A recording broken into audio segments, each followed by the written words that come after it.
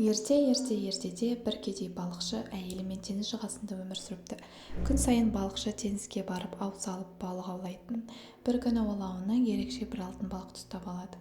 Алтын балық адамша сөйлеп, өзін босатуды өтінеді және тілегін орындайтынын айтады. Балықшы мейірімді адам болғандықтан ештеңе сұрамай-ақ балықты теңізге жібереді.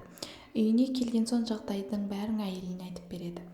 Әйелі бұған ашуланып, балықты қайтадан теңізге жіберіп, алтын балықты жаңа астау сұратқызады.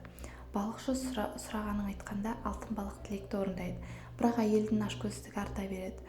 Ол жаңа үй, байлық, биік дәреже қалайды. Балықшы әр жолы теңізге барып, әйелінің тілегін жеткізіп отырады. Сонында әйел балықтың өзін де билегісі келеді. Мұны естіген алтын балық ештеңе деместен теңізге сүңгіп кетеді.